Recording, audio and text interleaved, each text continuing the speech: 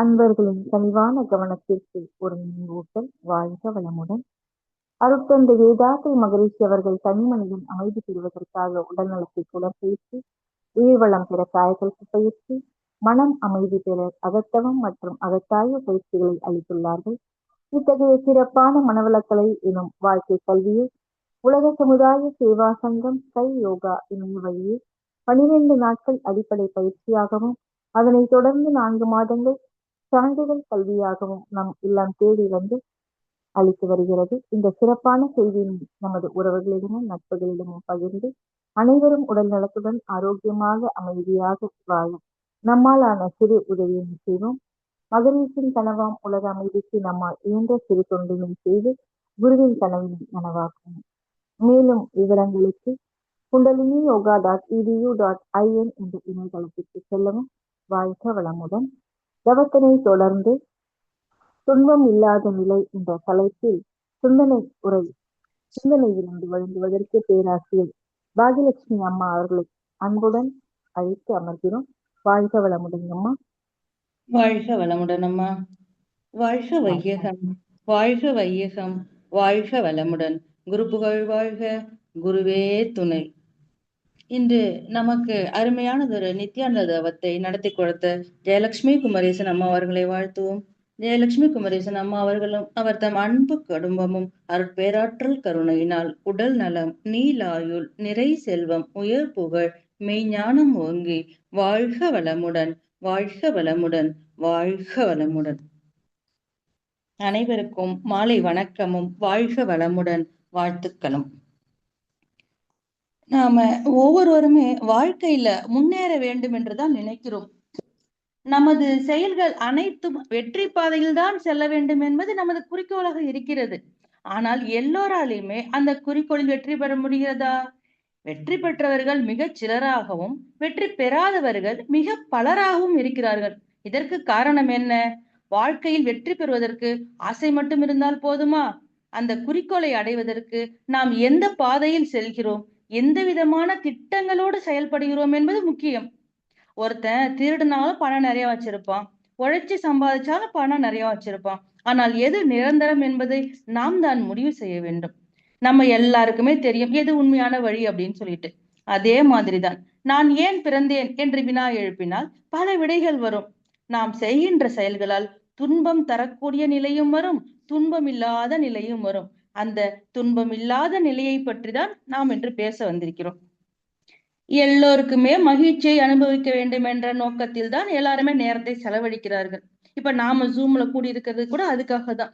துன்பத்தை அனுபவிக்க வேணும் அப்படின்னு சொல்லிட்டு யாருமே ஒரு டயத்தை ஒதுக்குறது இல்லை. வாழ்க்கை வாழறதுக்கு ஒரே ஒரு வாழ்க்கை தான் இருக்கு. அது மகிழ்ச்சியாகவும் நிறைவாகவும் ஆக்கிக் கொள்வதில் என்ன தவறு? சிறப்புற்று விளங்கும் மனிதன் 4 வித குறைபாடுகளால் துன்பம் அடைகிறான், அமைதி இழந்து அல்லலுறுகிறான் என்று மகரிஷி சொல்றாங்க. ஒண்ணு, கடவுளை தேடிக்கொண்டே இருந்தும் காண முடியாத குறை. வறுமை எனும் பற்றாக்குறை. விலை அறியாமலோ விளைவை அறிந்தோ அலட்சியம் செய்தோ அவமதித்தோ செயலாற்றி அதன் பயனாக துன்பம் அனுபவிக்கும் முறை. மனிதனின் சிறப்பறியாமல் பிறர் மீது அச்சமும் பகையும் கொண்டு துன்புறுத்தியும் துன்புற்றும் அல்லலுறு முறை. இப்படியெல்லாம் மக்கள் கஷ்டப்படுறாங்கன்னு மகிழ்ச்சி சொல்றாங்க. இந்த 4 குறைபாடுகள் ஒன்றோடு ஒன்று இணைந்து விட்டன. வாழ்க்கையில் பலவிதமான சிக்கல்களாகி அவற்றை எளிதில் தீர்த்து விடுதலை பெற முடியாமல் வழி காணாமல் மனிதன் தவிக்கிறான். வாழ்வின் நலம் இழந்துதான் வருந்தியும் பிறரை வருத்தியும் வாழ்கிறான். அறிவில் சிறந்த சிலரே குறைகளின் காரணங்களை உணர்கின்றனர். விளக்கம் பெற்றாலும் விளக்கத்திற்கேற்ற பழக்கத்தை மாற்றிக்கொண்டால் நமக்கு துன்பம் இல்லை. துன்பங்கிறது யாருக்கு தாங்க இல்ல? இறைவனே ரொம்ப கஷ்டப்பட்டுட்டாருங்க. திருவிளையாடல் படத்துல பார்த்தோம்னா சிவபெருமான் மனித ரூபத்துல வருவார், நக்கீரரும் மனித ரூபத்துலதான் வருவார். தர்மிக்கு ஹெல்ப் பண்றதுக்காக வருவார் இல்லையா? சிவபெருமான் அந்த இவரும் மனிதராக தான் இருப்பார், அவர் கடவுளா வந்திருக்க மாட்டார். சிவபெருமானும் மனிதராக தான் இருப்பார். திடீர்னு ஏன் நெற்றிக்கண்ணை திறந்தார்? அவர் ஏன் சூப்பர் பவரை ஏன் காட்டினார்? வேற மாதிரி அவர் தண்டிச்சிருக்கலாம்ல, அவர் நக்கீரரை தண்டிக்கணும்னா. அவராக நெற்றிக்கண்ணை திறக்கவில்லை சிவபெருமான். பேச்சு வார்த்தையில சிவன் கேக்குறாரு, உத்தம சாதி பெண்களுக்கு கூந்தலில் மனம் இருக்கான்னு கேக்குறாரு. அவங்க வந்து நக்கீரர் இல்லை, சரஸ்வதிக்கு இல்லை, லக்ஷ்மிக்கு இல்லை. நக்கீரர் தானாவே வந்து வாயை விட்டுடுறாரு. நான் அன்றாடம் வழிபடுகிறேனே, இமையவள், உமையவள், மீனாட்சி, அவள் கூந்தலுக்கு மனமில்லைன்னு சொல்றாரு. என் மனைவி கூந்தலை பற்றி இவர் எப்படி சொல்வாரு அப்படின்னா நெற்றிக்கண்ணை திறந்தாக ஜோக்குக்கு சொல்லுவாங்க. அது மாதிரி கடவுள் கூட துன்பப்படுறாரு பாருங்க. மன்னர் கூட விதிவிலக்கு இல்ல. ரெக்கக்னிஷன் கிடைக்காம ரொம்ப துன்பப்பட்டிருக்காங்க. 17 முறை கஜினி முகமது படையெடுத்து வந்து வென்றாரு, எல்லாருமே படிச்சிருக்கோம். விடாமுயற்சி பாராட்ட வேண்டியதுதான். 17 முறை படையெடுத்து வந்தவரை ஒரு மன்னர் வர விடாம தடுத்திருக்கிறாரே, அவரை பற்றி நமக்கு யாருன்னே தெரியலையே. யாரெல்லாம் தடுத்தாங்க, எப்படி தடுத்தாங்க நமக்கு தெரியலையே. மன்னர் மட்டும் இல்ல, ஒரு ஞானி கூட எல்லாற்றையுமே துறந்து இருக்க முடியவில்லைங்க. நம்ம புத்தர் இருக்காரு, அவங்க ஒய்ஃப் யசோதா கேக்குறாங்க, எங்களை விட்டு நீங்க போனீங்க, ஓகே, ஏன் சொல்லாம போனீங்க? நீங்க அப்ப என்ன நம்பலையா? நான் அனுப்ப மாட்டேன்னு நினைச்சீங்களா அப்படின்னு கேக்குறாரு. ஐயோ யசோதா, அப்படி இல்லம்மா, நான் என்ன நம்பல, அதனாலதான் நான் சொல்லாம போனேன்னு சொன்னாராம். யாருக்குதான் கஷ்டம் இல்லை? இறைவன் துன்பப்படுகிறான், மன்னர் துன்பப்படுகிறார், துறவி துன்பப்படுகிறார், ஆளானப்பட்ட இவர்களே துன்பப்படும் போது மனிதனின் நிலை என்ன? ஒண்ணு சொல்லுவாங்க, மாங்கல்ய மகிமையை மனைவி அறிவாள், மணாளனும் அறிவான், இருவரை காட்டிலும் கூடுதலாக யாருக்கு தெரியும்? வட்டிக்கடைக்காரருக்கு தெரியும் நிறைய குடும்பத்தின் நிலை இதுதான் என்று. துன்பமில்லாத நிலை, அதாவது நித்யானந்தம் என்பது அமைதி, ஆனந்தம், ஞானம், பேரன்பு, பற்றற்ற நிலை, மன வலிமை ஆகியவற்றின் கலவையாகும். இதைத்தான் பாரதி சக்தி என போற்றுகிறார். துன்பமில்லாத நிலையே சக்தி, தூக்கமில்லா கண்விழிப்பே சக்தி, அன்பு கனிந்த கனிவே சக்தி. இப்படி பாரதியின் பாடல் வரிகள் நீண்டு கொண்டே போகிறது. இப்படி பல கவிஞர்கள், ஞானிகள் எல்லாம் சொல்லியிருக்காங்க. சரி, துன்பமில்லாத வாழ்விற்கு என்னதாங்க வழி? அதை எப்படிங்க சாதிக்க முடியும் அப்படின்னா, ஃபர்ஸ்ட் எண்ணங்களை சீரமைத்தல். நம்மளோட சொந்த எண்ணங்கள் தான் நம்மளோட துன்பத்திற்கு மூல காரணம் என்பதை உணர்ந்து நம்மளோட எண்ணங்களை நாம ஒழுங்குபடுத்தணும். இப்ப என்ன ஒரு எக்ஸாம்பிள் சொன்னா, ஐயோ எனக்கு ரொம்ப உடம்பு முடியல, நான் எனக்கு என்னமோ ஆக போகுது, என் பொண்ணு கல்யாணம் வரைக்கும் நான் இருந்துட்டா போதும் அப்படின்னு ஒரு 45 வயது பெண்மணி வந்து சொல்றாங்க. என் ஃப்ரெண்டு ஒருத்தங்க சொல்றாங்க. ஓகேங்க, உயிரை கையில பிடிச்சி வச்சுக்கணுங்கிற வைராக்கியம் நல்லதுதான். ஆனா அவங்க வீட்டுக்காரரை பத்தி யோசிக்க வேண்டாமா? நல்லா இருக்கணும்னு நினைக்கிறதா நம்ம நினைக்கிறோம், இன்னும் கொஞ்ச நாள் சேர்த்து நல்லா இருக்கும்னு நம்ம நினைச்சிட்டு போவோமே.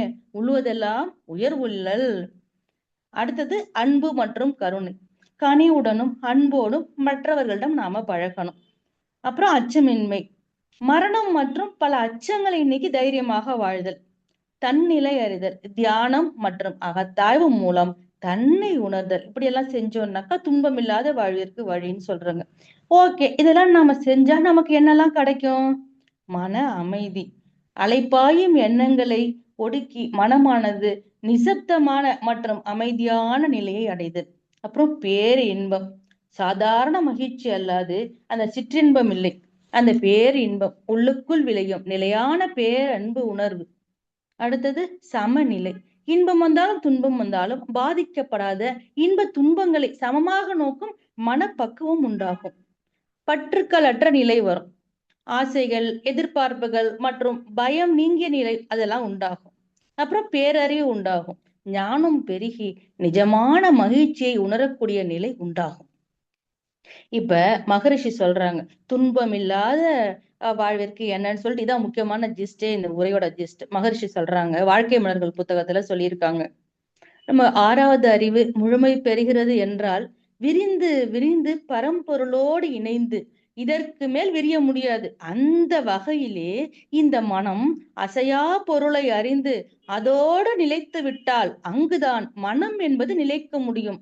மற்ற பொருட்கள் எல்லாம் அசைந்து கொண்டே இருக்கக்கூடிய தன்மை உடையவை.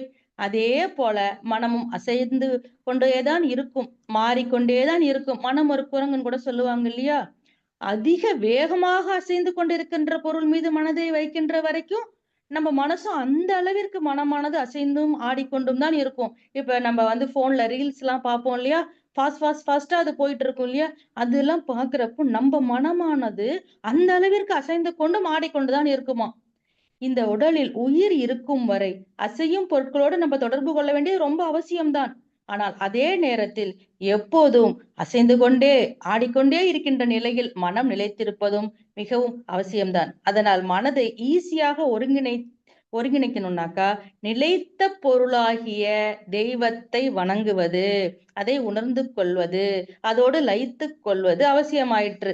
மனிதனின் அறிவு எட்டிய நிலையில் பூரணத்துவம் வந்துவிட்டதானால் அப்போதுதான் அடிக்கடி உணர்ச்சி வயப்படக்கூடிய தன்மையும் பேராசை, சினம், கடும்பற்று, முறையற்ற பால் கவர்ச்சி, உயர்வு தாழ்வு மனப்பான்மை, வஞ்சகம் போன்ற குணங்களும் இல்லாத ஒரு நிலைத்த பேரு உண்டாகும்னு நம்ம மகரிஷி சொல்றாங்க. சாமி கும்பிடுறப்ப எல்லாம் சொல்லுவோம் இல்லையா, என் துன்பம் எல்லாம் போகுது அப்படின்னு சொல்லுவாங்க இல்லையா. எப்படி நிலைத்த பொருளின் மீது, அந்த தெய்வத்தின் மீது நம்ம மனதை செலுத்தும் போது நமக்கு நிகழக்கூடிய நிகழ்வுகளை விழிப்புணர்வுடன் நம்ம அணுகிறோம். துன்பமில்லாத நிலை நமக்கு வருகிறது. இந்த உலகத்துல ஒட்டியும் ஒட்டாமலும் நாம இருப்போம். பிரச்சனைய தலைக்கு கொண்டு வந்துட்டாக்கா நம்ம மாட்டிப்போம். இன்பமும் துன்பமும் என்னைக்கு சமமா நமக்கு என்னைக்கு தெரியுதோ அப்போதான் நமக்கு துன்பமில்லாத நிலையை அடைய முடியும்னு நிறைய ஞானிகள் சொல்லியிருக்காங்க. ஒரு மனிதனானவன் தான் எந்த தவறும் செய்யாவிட்டாலும் கூட துன்பமும் துயரமும் அடைஞ்சுக்கிட்டு தான் இருக்கிறான். பலவித சிக்கல்களில் மாட்டிக்கொண்டு அது மாதிரிலாம் கஷ்டப்படுறான். காரணம் அவன் தன் கருவில் தாங்கி வந்து சஞ்சித கர்மமாகவும் நமக்கு எல்லாமே படிச்சிருப்போம். நம்மோட ஒவ்வொரு குணத்துக்கும், ஒவ்வொரு உணர்ச்சிக்கும், ஒவ்வொரு நோய்க்குமே தொடர்பு இருக்கிறது. இப்ப நம்ம சோகம்னு எடுத்துக்கிட்டோம்னா, சோகமா இருந்தா நம்ம நுரையீரல் பாதிக்குது. இப்ப சாதாரணமா சொல்லுவோம் இல்லையா, துக்கமான செய்தி கேட்டா நெஞ்சு பாரமா இருக்குன்னு சொல்லுவோம் இல்லையா. அந்த மாதிரி நம்ம சோகமா இருந்தா நம்ம நுரையீரல் பாதிக்குது. பய உணர்வு வந்துச்சா நம்ம அதிகமாக பயந்தால் சிறுநீரகம் பாதிப்படையும். பயத்துல எல்லாம் சொல்லுவாங்களே, பயத்துல யூரின் போயிட்டான்னு சொல்லுவாங்க இல்லையா. அது அப்புறம் வெறுப்பு, படபடப்பு இதெல்லாம் இருந்துச்சுன்னாக்கா நமக்கு இதய நோய் வருகிறது. ஆத்திரம், எரிச்சல் இதனால கல்லீரல் பாதிப்பு வருகிறது. செரிமான கோளாறு, ஸ்கின் டிசீஸ் இதெல்லாம் இந்த ஆத்திரம், எரிச்சல் இதனாலலாம் நமக்கு இந்த மாதிரி துன்பங்கள்லாம் நமக்கு வருது. வன்மம், வஞ்சம் இதெல்லாம் வச்சுக்கிட்டோம்னா புற்றுநோயை உண்டாக்குகிறதாம். மனசுக்குள்ளார நம்ம பழி வாங்குற குணம் இருந்துச்சுனாக்கா அது ஒரு நிரந்தரமான அழுத்த நிலையை உண்டாக்குகிறது. இந்த அழுத்த நிலை நோய் எதிர்ப்பு சக்தியை குறைத்து விடுகிறது. நம்ம உடலுக்கு WBC தானே காவலன். இப்ப அதோட செயல்பாடு குறையுது. இப்போ ஒரு கண்ட்ரில மிலிட்டரி சரியில்லைன்னா என்ன ஆகும், எல்லாருமே வந்து ஆக்கிரமிப்பாங்க இல்லையா. அதே மாதிரி நம்மோட உடல்ல ஒவ்வொரு நாளும் கோடிக்கணக்கான செல்கள் உருவாகுதாம். அதுல சில அப்நார்மல் செல்ஸ் உருவாகுது. ஆரோக்கியமான நோய் எதிர்ப்பு சக்தி இருந்துச்சுனாக்கா இந்த தவறான செல்களை கண்டுபிடிச்சு அழிச்சிடும். பிகாஸ் ஆஃப் இந்த லேக் ஆஃப் WBC என்ன ஆயிடுது, இந்த தவறான செல்கள்லாம் சேர்ந்துதான் கட்டிகள் டியூமர்ஸா மாறுது. அதே மாதிரிதான் கோவம் கூட. அதிகமா நம்ம டென்ஷன் ஆனோம்னா நமக்கு பசிக்காது. டென்ஷன் ஆகிறப்ப செரிமான மண்டலம் வேலை செய்யாததுனால நமக்கு மலச்சிக்கல் உண்டாகும். அந்த துன்பத்தை கொடுக்கும். கோபத்தையுமே நம்ம அளவா பயன்படுத்தணும். ரஜோகுணம், தாமசம், சாத்விக குணம் இருக்கும் இல்லையா. எப்படின்னா ஒரு வண்டியில போயிட்டு இருக்கோம், வண்டியில ஆக்சிலேட்டர் ஃபுல்லா ரைஸ் பண்ணிக்கிட்டே ஓட்டுறது மாதிரி தான் இருக்கிறது தான் ரஜோகுணம். பிரேக் பிடிச்சுக்கிட்டே, இப்ப நானும் வண்டி ஆரம்பத்துல என்ன பண்ணுவேன்னா பிரேக்கை பிடிச்சுக்கிட்டே காலை கீழே வச்சுக்கிட்டே ஓட்டிக்கிட்டு இருந்தேன். பிரேக் பிடிச்சுக்கிட்டே ஓட்டுறது மாதிரி இருந்துக்கிட்டு அது தாமச குணம். அந்த பேலன்ஸ் பண்ணி ஓட்டுவாங்க இல்லையா, அதான் சாத்விக குணம். அதே மாதிரிதான் நம்ம வந்து நம்மளோட கோபத்தையும் வந்துட்டு ஹேண்டில் பண்ணணும். இப்ப நம்ம வந்து ஆக்சிலேட்டர் ஃபுல்லா ரைஸ் பண்ணாலும் வண்டி வந்து வேஸ்ட் ஆயிடும். நம்ம பிரேக்கை பிடிச்சுக்கிட்டே ஓட்டினாலும் பிரேக் வேஸ்டா போயிடும்.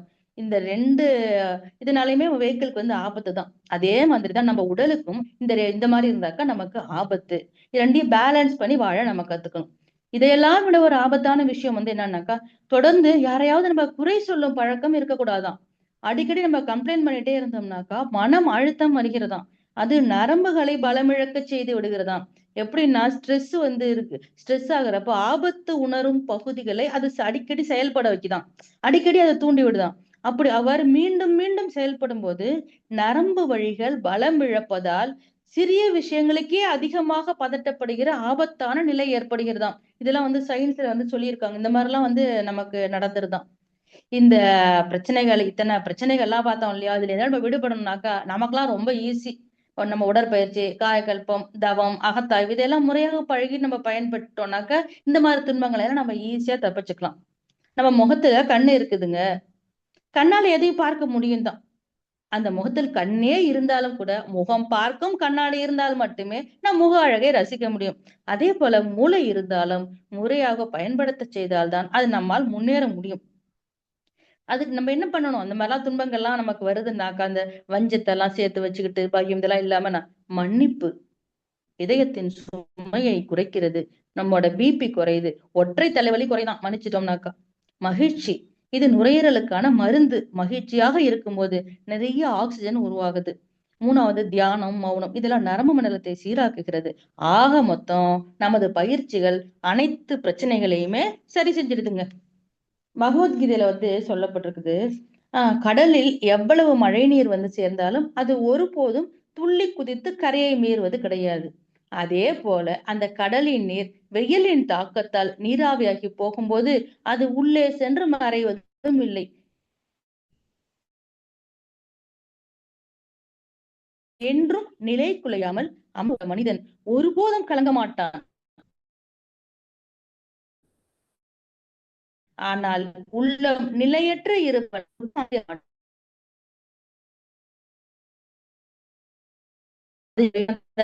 அவங்கெல்லாம் கூட இதான் சொல்லியிருக்காங்க. ஒரு சினிமா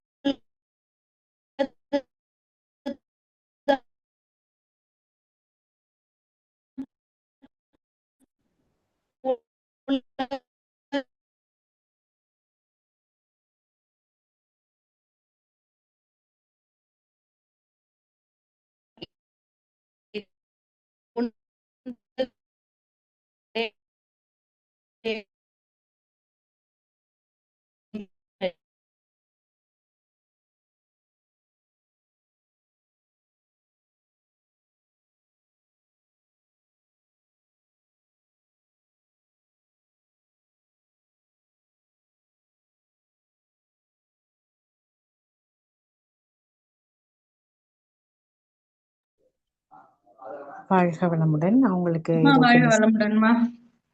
வாழ்க வளமுடன்மா. கேக்குதுங்க? கேக்குதுங்கம்மா, கேக்குதுங்கம்மா. சரிம்மா. என்னாச்சுன்னாக்கா அந்த பையன் சொல்றான், நான் மாடுகளை என்னால எல்லாத்தையும் ஒரே சமயத்துல என்னால படுக்க வைக்க முடியல, அப்படி எல்லாமே ஒரே நேரத்துல படுக்கல அப்படின்ன உடனே அந்த ஞானி சொன்னாராம், இந்த மாடுகளை போலத்தான் நாமும் வாழ்வில் குறுக்கிடும் பிரச்சனைகளை நம்ம தீர்ப்பது என்றால் மாடுகளை படுக்க வைப்பது போன்றதுதான். சில பிரச்சனை தானா முடிவுக்கு வந்துடும், சில பிரச்சனையா முடிக்க நிறைய மெனக்கிடணும், சில முடிஞ்சாலும் வேற பிரச்சனையை உண்டாக்கிடும். எல்லாம் தீர்ந்தால்தான் நம்ம நிம்மதியாக வாழ்வேன் என்றால் முடிவுதான் ஏது அப்படின்னு சொன்னாராம். கரெக்ட், நமக்கும் அது புரியும் தானே? கரெக்ட் தானே? எத்தனை முட்டுக்கட்டைகள், எத்தனை தடைகள், எத்தனை மிரட்டல்கள், அத்தனையை மீறி இன்றைய தோல்வி நாளைய வெற்றி என்றே பாரதி எதிர்கால தொலைநோக்குடன் பாடியிருக்கிறார். ஆங்கில அரசின் அச்சுறுத்தலுக்கு நடுவில் ஆடுவோமே பல்லு பாடுவோமே ஆனந்த சுதந்திரம் அடைந்து விட்டோம் என்று அப்படின்னு எப்படி கம்பீரமா பாடினாருங்க. சுதந்திரம் அடைவதற்கு பல ஆண்டுகளுக்கு முன்பாகவே சுதந்திரம் அடைஞ்சிட்டோம்னு பாடிட்டாரு. அந்த பாருங்க, அந்த இது எவ்வளவு அப்ப அனுபவிச்சிருப்பாரு அவர், மிரட்டல்களா இருந்திருக்கும், அதுக்கு நடுவுல எவ்வளவு தைரியமா அவர் பாடியிருக்காரு பாருங்க. தென்னாப்பிரிக்க வைர சுரங்கங்கள்ல இருக்கு இல்லையா, அதுல டன் கணக்குல மண்ணை தோண்டி எடுத்த பிறகுதான் சிறிய கூழாங்கல் அளவு வைரத்தை கண்டுபிடிக்க முடியும். வெட்ட வெட்ட மண்ணாக வருகிறதே என்று அவர்கள் என்னைக்குமே அந்த தொழிலாளர்கள் சோர்வடைஞ்சது இல்லை. மண்ணுக்குள் புதைந்திருக்கும் விலை வாய்ந்த அந்த வைரத்தை கண்டுபிடிக்கும் முயற்சியில் அவர்கள் சலிப்படைவதும் இல்லை. நமக்கு மட்டும்தான் கஷ்டம்னு நாம நினைக்கவே கூடாது. 1947ல இந்தியா ரெண்டு கண்ட்ரியா பிரிஞ்சது இல்லையா, லட்சக்கணக்கான மக்கள் தாங்கள் வாழ்ந்த இடங்கள், சொத்து சுகத்தை எல்லாத்தையும் விட்டு இன்னொரு பகுதிக்கு அகதியா குடியேறினாங்க. ஏன் நம்ம பக்கத்துல இருக்கிற ஸ்ரீலங்கன் பீப்புள் எவ்வளவு பேர் சொந்த நாட்டை விட்டு அகதியா போயிருக்காங்க. விடை கோடு நாடேன்னு ஒரு பாட்டெல்லாம் கூட வருமே, ஐயோ அப்பா, அந்த அந்த எவ்வளவு அதுல மீனிங்கா இருக்கும் அந்த பாட்டெல்லாம். இதெல்லாம் நமக்கு தெரிஞ்ச எக்ஸாம்பிள். உலகம் முழுக்க எல்லா இடத்துலயுமே இந்த பிரச்சனை இருந்துகிட்டு இருக்கு. இதுக்கு முன்னாடி எல்லாம் நமக்கு இருக்கிற கஷ்டம் எல்லாம் என்ன, வெறுமனே சும்மா வெறும் தூசுதான். இப்ப சில கண்ட்ரீஸ்ல பார்த்தோம்னா எரிமலை எப்ப வேணா வெடிக்கலாம், ஆனாலும் அங்க நிரந்தரமாக மக்கள் வசித்துக் கொண்டுதான் இருக்கிறார்கள். எத்குவாக் ரீஜியன் எப்ப வேணா பூமி பிளக்கலாம், அந்த மாதிரி இடங்கள்லயும் மக்கள் வாழ்ந்துகிட்டு தான் இருக்காங்க. அவர்களோடு ஒப்பிடும்போது புண்ணிய பூமி, நம்ம பிறந்த பூமி புண்ணிய பூமி. புண்ணிய பூமியில் பிறந்த நமக்கெல்லாம் நம் வாழ்க்கை துன்பம் எல்லாம் இதெல்லாம் சும்மா ஜுஜுபு மேட்ருங்க. இதெல்லாம் சாதாரண விஷயம், நமக்கு இருக்கிறதெல்லாம் ஒண்ணுமே கிடையாது. நாம இருக்கிற வீட்டுல சௌகரியம் பத்தலைன்னு கவலைப்பட்டுக்கிட்டு இருக்கோம். அதே சமயம் வானமே கூரையாக பூமியை படுக்கையாக எண்ணி நடைபாதைகளில் எத்தனையோ பேர் இன்று வாழ்ந்து கொண்டிருக்கிறார்கள். வாழ்க்கை பயணத்துல சிலர் தேவைக்கு அதிகமான சுமைகளை தங்கள் மீது ஏற்றி கொண்டு விடுகிறார்கள். ஒண்ணும் இல்ல, இப்ப பிளைட்ல போறோம், கொஞ்சம் அதிகப்படியான லக்கேஜை கொண்டு போனாக்கா என்ன பண்ணுவாங்க? எக்ஸ்ட்ரா நம்ம வந்து பே பண்ணணும் இல்லையா? எக்ஸ்ட்ரா பே பண்ணணும். அதே மாதிரியே கிடைத்தற்கரிய இந்த மனித பிறவியின் வாழ்க்கை பயணத்துல நாம அதிகப்படியான சுமைகளை தாங்கி நின்றால் இயற்கை அதிகப்படியான கட்டணத்தை நமக்கு வசூலிக்க தொடங்குகிறது. அதனால் வாழ்க்கை பயணத்தில் அர்த்தமற்ற வேகத்தை நாம் காட்டவே கூடாது. கோவிட் டைம்ல பார்த்தோம்னாக்கா நிறைய பேருக்கு வருமானம் இல்லை. இனி நம்ம வாழ்க்கை இவ்வளவுதான் அப்படின்னு நினைச்சு உயிரை மாய்த்து கொண்டவர்கள் உண்டு.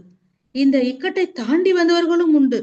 அமைதியாக சிந்தித்தால் வழி தோன்றாமல் போகாது. நாம் செய்கின்ற மிகப்பெரிய தவறு வாழ்க்கை எப்படி இருக்கிறது என்பதை மறந்துவிட்டு வாழ்க்கை எப்படி இருக்க வேண்டும் என்பதிலேயே நம்ம கவனத்தை செலுத்துறது தான். அழிவா போராட்டமா என்கிற நிலை வரும்போது அழிந்து போவது ரொம்ப சுலபம். அதற்கு முயற்சியே தேவையில்லை. போராடுவதற்கு தான் மன உறுதி வேண்டும். பிரச்சனைகளில் இருந்து ஓட முயற்சித்தால் பிரச்சனைகள் நம்மை துரத்தி கொண்டுதான் வரும். பிரச்சனைகளை எதிர்த்து நின்றால் ஏதோ ஒரு வழியில் தீர்வு நமக்கு கண்டிப்பாக கிடைக்கும். விழுவதை கூட வெற்றியாக்கலாம். ஆப்பிள் விழுவதை கூட வெற்றியாக்கலாம். நீ நியூட்டனாக இருந்தார். எத்தனையோ பேர் ஆப்பிள் விழுவதை பார்த்தாலும் நியூட்டன் தானே புவியீர்ப்பு விசையை கண்டுபிடித்தார். நமக்கு என்ன கஷ்டம் வந்தாலும் அந்த கஷ்டத்துல கூட நம்மளால மீள முடியும். இப்ப கார் வாங்குற சக்தி நமக்கு இல்லாத போது கார் வாங்கினால் கடைசியில சைக்கிள்ல போறதுல நமக்கு எந்த வழியுமே இருக்காது. அதே சமயம் சைக்கிளில் சென்று பொருளாதார சிக்கனத்தை கடைபிடித்தால் கார் வாங்குகின்ற லட்சியம் தானாகவே நிறைவேறிடும். அப்ப என்ன சொல்றீங்க? நீங்க ஆசைப்படக்கூடாதுன்னு சொல்றீங்களா அப்படின்னு நினைக்க கூடாது. இளமையில் கஷ்டப்பட்டா முதுமையில் சந்தோஷமாக இருக்கலாம் அப்படின்னு தான் நிறைய பேர் சொல்லியிருக்காங்க. ஞானிகள்லாம் சொல்லியிருக்காங்க. ஒரு ஃபேமஸ் புக், ஜாப்பனீஸ் ஆத்தர்ன்னு நினைக்கிறேன், இக்கிகைன்னு அந்த புக். IKIGAI. அது வந்து புக் வந்து பீஸ்ஃபுல்லா நம்ம எப்படி வாழறது அப்படின்னு சொல்லிட்டு அந்த ஆத்தர் சொல்லியிருப்பாரு. லைஃப பர்பஸ்ஃபுல்லா எப்படி மாத்திக்கணும் அப்படிங்கறத அந்த புக். என்னன்னா ஒரு 8 point. First, don't fill your stomach. 80% நீ சாப்பிட்டா போதும், அதுக்கு மேல சாப்பிடக்கூடாது. கொஞ்சம் உனக்கு வயிற்றுல கேப் வச்சுக்கணும். Life is not a race, take it slow. வாழ்க்கை என்பது ஓட்டப்பந்தயம் அல்ல. அனுபவிச்சு அதை ரசிச்சு வாழ்க்கையை நாம வாழணும். Get and shape daily. நாம விரும்புகிற பாடி ஷேப்போட நாம இருக்கணும். சில சமயம் வந்து நம்மளே நமக்கு நடந்திருக்கும் ப்ராக்டிக்கலா, பாடி ஷேப் சரியா இல்லாதனால நமக்கு பிடிச்ச ட்ரெஸ் எல்லாம் கூட நம்ம போட முடியாம போயிடுறது உண்டு. ஃபோர்த் வந்து surround your self with good friends. நம்மை சுற்றி எப்போதுமே நல்ல நண்பர்களை நாம வச்சுக்கணும். 5 வந்து பார்த்தோம்னாக்கா, ஸ்மைல் அண்ட் அக்னாலஜ் பீப்புள். ஏன்னா பாசிட்டிவிட்டி தானே பாசிட்டிவிட்டியா கொண்டு வரும். சிரிச்ச முகத்தோட இருக்கும். கலாசை தம்பி அம்மா சொல்லுவாங்க, இன்சொல் இன்முகம் இனிய வார்த்தை கேட்டல்னு நினைக்கிறேன். இது இருக்கணும்னு சொல்லுவாங்க. எப்போதுமே ஒரு இன்சொல்லோடய இன்முகத்தோடய நம்ம வந்து இருக்கணும். மோஸ்ட்லி நம்ம மனோலக்கில் என்பர்கள்லாம் எல்லாருமே அப்படிதான் இருப்போம். 6th வந்து ரீகனெக்ட் வித் நேச்சர். நம்ம ஃப்ரெஷ் ஏர் தான் நம்ம மைண்டை வந்து கிளியரா வச்சுக்கும். 7 வந்து பி கிரேட்ஃபுல். ஒரு சின்ன விஷயத்துக்கு கூட நம்ம நன்றி சொல்ல பழகணும். 8 வந்து live in the moment. Past பத்தின வருத்தமோ ஃபியூச்சர் பத்தின கலக்கமோ நமக்கு கொஞ்சம் கூட இருக்கவே கூடாது அப்படின்னு சொல்லியிருக்காங்க. இதுல எனக்கு தெரிஞ்ச ஒரு பாயிண்ட் நான் ஆட் பண்ணிடுறேன். எப்போதுமே நம்மள பிஸியா ஆக்கிக்கிட்டோம்னாக்கா, அதுக்காக வந்து மகரிஷி சொல்லுவாங்க இல்லையா, எல்லாத்துக்குமே அளவு முறை வேணும், உழைப்புக்கும் அளவு முறை வேணும். நம்ம வந்து கொஞ்சம் எங்கேஜ்டா, எப்போதுமே நம்மள எங்கேஜ்டா வச்சுக்கிட்டோம்னாக்கா லைஃப் நல்லா இருக்கும் அப்படின்னுங்கன்னு அந்த பாயிண்ட் எனக்கு தோணுது. நீங்க பிடிச்சிருந்தா வச்சுக்கோங்க, லைஃப் நல்லா இருக்கும் அப்படின்னு நான் வந்து சேர்த்துக்கலாம் அப்படின்னு நினைக்கிறேன். இந்த இந்த இத்தனை பாயிண்ட் நம்ம பார்த்தோம் இல்லையா, இந்த பாயிண்ட் எல்லாமே நம்ம மனவளக்கலை அன்பர்களுக்கு ஈஸியா கிடைச்சிரும். இது எல்லாமே நம்ம வந்து நமக்கு என்னென்னலாம் இருக்குதோ இது எல்லாமே நமக்கு வந்துருது. பலரது வாழ்வில் வந்துவிட்ட வியாதியை விட வந்து விடுமோ என பயப்படும் வியாதியே நம்மள வந்து கீழே தள்ளிவிடுகிறது. சைக்கோசோமேட்டிக் டிசார்டர் அப்படின்னு சொல்லிட்டு சொல்லுவாங்க. ஒருத்தருக்கு வந்து விஷத்தையே கொடுக்காம வெறும் தண்ணியை கொடுத்துட்டு நாங்க விஷத்தை கொடுத்துட்டோம் அப்படின்னு சொன்னாக்கா, விஷத்தை கொடுத்தா எப்படி பாடி வந்து ரியாக்ட் பண்ணுமோ அதே மாதிரியே ரியாக்ட் பண்ணி அவர் இறந்துட்டாராம். அந்த பாடியை அந்த மாதிரி வந்து அவரோட எண்ணத்தினாலேயே அப்படி அந்த மாதிரி ஆயிடுச்சாம். அது மாதிரி சின்ன வயசுல என்ன சொல்றாங்கன்னா, சின்ன வயசுல நிறைய பெண்கள் என்ன சொல்லுவாங்க, ஏன் தான் பெண்ணா பிறந்தோன்னே தெரியல, மாசம் வந்து தொல்லை பண்ணுது அப்படின்னு சொல்லிட்டு அழுத்துக்கிறாங்க இல்லையா. அவங்களுக்கு எல்லாம் கர்ப்பப்பை கோளாறு வந்திருக்குதாம். இதுல இந்த சைக்கோசோமேட்டிக் டிசார்டர்னா அந்த நம்ம நினைக்கிறது எல்லாமே பாசிட்டிவா திங்க் பண்ணணுமா. இந்த மாதிரி எல்லாம் கூட நம்ம நினைக்க கூடாது. மதரா பிறக்கவே மாதவம் செய்திட வேண்டுமான்னு சொல்லிட்டு அப்படியே கெத்தா போயிட்டே இருக்க வேண்டியதுதான். இதுக்கெல்லாம் நம்ம போயிட்டு நம்ம நினைக்கவே கூடாது. இதே நம்ம வந்து மாத்தி யோசிச்சிருக்கலாம். அப்பாடா நல்ல வேலைடா, ஒழுங்கா வந்துச்சுடா, நம்ம உடம்பு நல்லா இருக்கு அப்படின்னு நம்ம பாசிட்டிவா நம்ம யோசிக்கணும். அறிவின் நிலையோட நம்ம உயரும் போது இது எளிதாகிறது. அறிவின் நிலைகளை அறிய முழுமையான அகநோக்கு பயிற்சி வேண்டும். துரியாதீத நிலை செல்லும் போது அறிவிற்கு தெளிவும் நிறைவும் நிச்சயம் உண்டாகும். இந்த துன்பம் இல்லாத நிலை எப்போ தெரியுமா முழுமையா வரும்? நானே நானா தெய்வம் தானா என்று நினைக்கும் போது வருமா. கோவை ஸ்கை செய்தி மடல்ல பேராசிரியர் சுசீலாமான்னு எழுதியிருக்காங்க. ஒரு பழைய புக்கு என்கிட்ட இருந்துச்சு. அது எந்த இயர்னு கூட எனக்கு தெரியல. எனக்கு அது ரொம்ப பிடிச்சிருந்துச்சு. அது உங்கள்கிட்ட ஷேர் பண்ணிக்கணும்ட்டு உடனே நோட் பண்ணிட்டேன். அப்போ அவங்க என்ன சொல்லியிருக்காங்கன்னா, அவங்க எழுதியிருக்காங்க. ஒரு புருவர் சொல்லுதான், ஐயோ இது என்ன கொடுமை, ஈரறிவு கொண்ட புழுவினமா நான், ஏற்க முடியவில்லை என்னால் அப்படின்னு சொல்லுதான். ஆனாலும் என்ன செய்வது, இதுக்கு முன்னாடி ஓர் அறிவானாலும் அற்புதமான தாவர இனமாக தான் நான் இருந்திருக்கிறேன். இந்த பூவிலகில் வாழ் மக்களுக்கு எல்லாம் அன்று நான் உணவாக உயிர் மூச்சாக இருந்தது எண்ணி எண்ணி நான் மகிழ்ச்சி அடைகிறேன் அப்படின்னு இந்த புழு சந்தோஷப்பட்டுச்சான். இன்னும் முன்னோக்கி போனாக்கா, நான் வானத்தில் கோள்களாக நட்சத்திரங்களாகவும் உருண்டு மிதந்து கொண்டு இருப்பது நானே தானா? ஆகா, சூரியனாகவும் சந்திரனாகவும் மின்னி மின்னி மறைகின்ற நட்சத்திரமாகவும் எல்லோருக்கும் ஒளி தருகின்ற எண்ணி எண்ணி ஒளி தருகிறேனே அப்படின்னு சொல்லிட்டு எண்ணி எண்ணி ஆனந்த வெள்ளத்தில் மிதக்கிறேன் அப்படின்னு நினைக்குது. இப்படி இருக்கின்ற என்னை கண்டா இந்த பூவுலக மக்கள் இந்த கிரகம் என்ன ஆட்டி படைக்குது, இந்த தோஷத்தை நிவர்த்தி பண்ணணும் அப்படின்னு எல்லாம் பயப்படுறாங்க. நான் மட்டுமா இப்படி கோள்களாக மலர்ந்திருக்கிறேன்? நாம் எல்லாரும் தானே கோள்களாக இருந்து இன்று மனிதராக மலர்ந்திருக்கிறோம். இதை உணராமல் தனது பிரதிபிம்பத்தை பார்த்தே பயப்படும் அறியாமையை எண்ணி வெட்கப்படுகிறேன் அப்படின்னு இந்த புழு சொல்லுது. இன்னும் உண்டா எனது பயணம் என்று இறைவனை கேட்க, ஆம் என்று புன்னகைத்தது இறைநிலை. அற்புதமாக ஒளி வீசிக் கொண்டு இருந்த நான் இப்போது நிலம், நீர், நெருப்பு, காற்று, விண்ணாகவும் இருக்கிறேன். இறைவா, இந்த பஞ்சபூதங்களா நான்? இன்னும் வேறு ஏதாவது இருக்கிறதா? பஞ்சபூதங்கள் மட்டும் இல்லை, நான் யார்? நானேதான் நீ, நீயேதான் நான் என்றது இறைநிலை. அதுதான் நானே நானா தெய்வம் தானா என்பதை நாம் உணர்ந்து கொண்டால் நமக்கு துன்பமில்லாத நிலை வரும் என்று கூறி உரையை முடித்துக் கொள்கிறேன். அனைவருக்கும் மிக்க நன்றி. வாழ்க வளமுடன். வாழ்க வளமுடன். சிறப்பு, வாழ்த்துக்கள்மா. ரொம்ப அழகா நீங்க லாஸ்ட்ல நானே நானா அதை பார்த்து தெய்வம் தானே அப்படின்ட்டு ரொம்ப அழகா நிறைய விஷயங்கள் கவர் பண்ணீங்க. அது எப்படி பாசிட்டிவா நினைக்கணும்னு இந்த புழு நான் தான் மரமா இருந்தேன், நான் தான் கோலா இருந்தேன் அப்படின்னு சொல்லிட்டு அந்த விளக்கங்கள்லாம் ரொம்ப அருமையா இருந்தது. நிறைய இந்த துன்பம் இல்லாத நிலைக்கு பாசிட்டிவா இருந்தா போதும். எப்படி நீங்க எல்லோரும் விரும்புவது, எல்லாருமே மகிழ்ச்சியும் இன்பத்தையும் தான் விரும்புறாங்க. அதுக்கு நிறைய எக்ஸாம்பிள் நீங்க கொடுத்தீங்க. எண்ணங்களை சீரமைப்பதும் தன்னை உணர்வதற்கும் அப்புறம் இசிகை 8 பாயிண்ட்ஸ் நீங்க கொடுத்துருந்தீங்க. அதுல நீங்க நம்ம எப்பவுமே எங்கேஜா வச்சுக்கிட்டாலே ஓரளவுக்கு நம்ம பாசிட்டிவா இருப்போம். நம்மளுடைய பயிற்சிகள் நமக்கு உறுதுணையாக இருக்கிறது நீங்க சொல்றீங்கம்மா. ரொம்ப சிறப்பு. துன்பம் இல்லாத நிலைக்கு நம்ம நிம்மதியாக சிந்திப்போம். நம்ம எண்ணங்களை சீரமைத்து நம்மளுடைய பயிற்சிகளை முறையாக செய்து வாழ்வோம் என்று சொல்லி நம்ம அம்மா அவர்களை வாழ்த்து மகிழ்வோம். பேராசிரியர் அருள்நிதி பாகியலட்சுமி அம்மா அவர்களும் அவர் தம் அன்பு குடும்பமும் அருட்பேராற்றல் கருணையினால் உடல் நலம், நீலாயுள், நிறைசெல்வம், இறப்புகள், மெய்ஞானம் உண்டு. வாழ்க வளமுடன், வாழ்க வளமுடன், வாழ்க வளமுடன். மிக்க நன்றி. ஸ்கை ஆன்லைன் மெடிடேஷன் தினசரி நிகழ்வுகள் பற்றிய அறிவிப்புகள். காலை 5 மணிக்கு மகரிஷியின் பாடல்கள், 6 மணிக்கு வீடியோ மற்றும்